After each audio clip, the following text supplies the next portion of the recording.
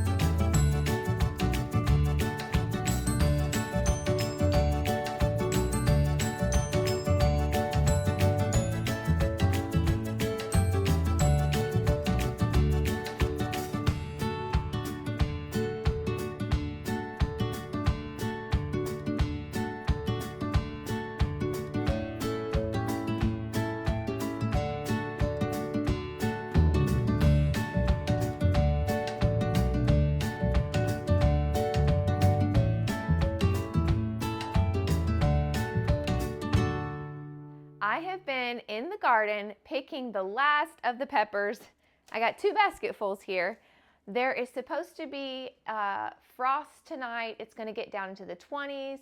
I've hung on to my pepper plants as long as possible, but I needed to pick them today. With this many peppers, I want an easy method to preserve them so that I can still eat them throughout the winter.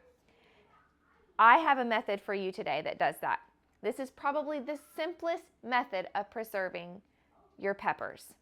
It's fermented. One of the benefits of fermenting is that you get all that good bacteria into your body, and it really is great for gut health.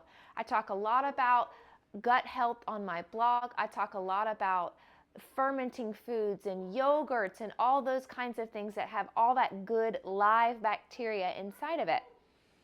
With the peppers, it is actually better for your body to eat fermented peppers than fresh peppers. It ups the nutrient for your body, and it's amazing for digestion. Anytime we are struggling with stomach issues, I always tell my kids to go eat some fermented peppers or take some of the juice and drink it.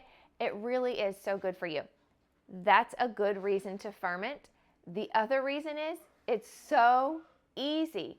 A lot easier than canning. I still love to can things, but when I can get away with fermenting things, I do it because it literally takes 5 minutes. Okay, let's get started then.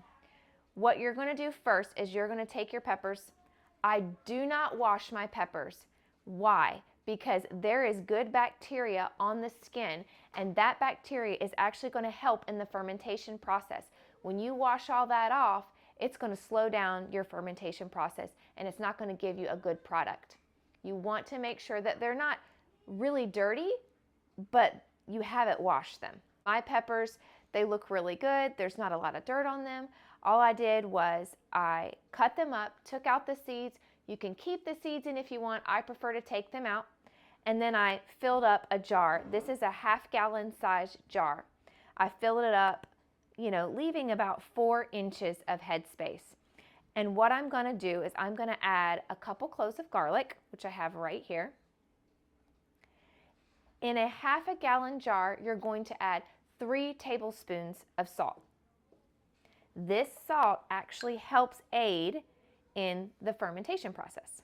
If you're using a smaller jar, you just want to make sure that you cut this amount in half. The salt is very important in the preservation process, so you want to make sure that you have the right amount of salt for your jar. After that, all we're going to do is pour some water over top of it. I want to make note that the salt I use is a Himalayan salt. I highly recommend that you use this kind of salt for your fermentation process.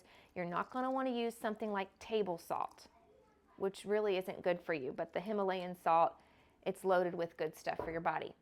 Okay, the water I use is filtered water. I have a Berkey, so my water is filtered.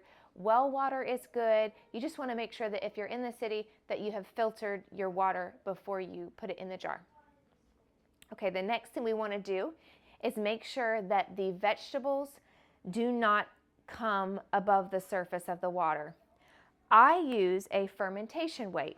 These are glass discs, and you can get them in wide mouth and regular mouth.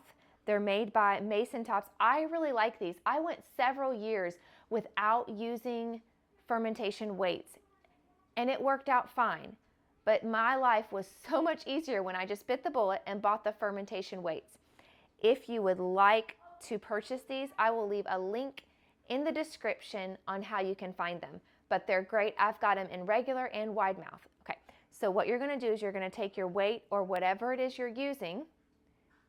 You're going to slide it in there and make sure that all the peppers are down. Every once in a while I get one that slips up. You can try to push it down. The next thing you're going to do is you're going to cover it. There are two ways that you can cover the jar.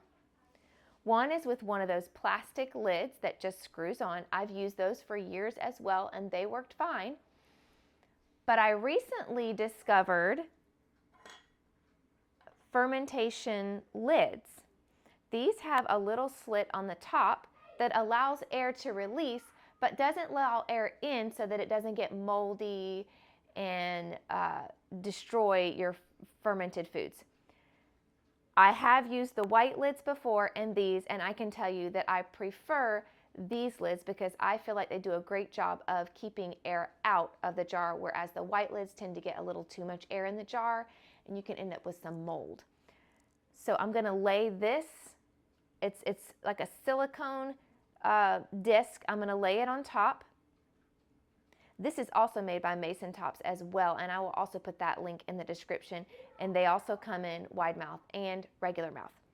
Then I take my regular ring and I screw it on. Okay. I'm going to take this, I'm going to put it on a shelf for about a week. After a week, I pull it off the shelf, I take the lid off, and I test it to make sure it's the right taste and flavor for me. There are times where I've left it a little bit longer and checked it again, and there are times when it's just perfect. Really, it depends on the warmth of your kitchen. The warmer your kitchen, the more fermenting that goes on. The colder your kitchen, the longer it's going to take.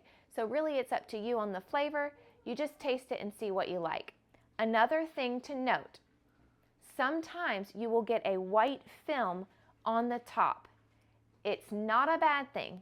Just take the lid off, skim that little bit of white off the top, and you're good to go. It doesn't mess up the fermentation process. It doesn't mess with the peppers. It's just a little film that's on the top from sitting for about a week. Once it has finished fermenting, there are a couple of things you can do.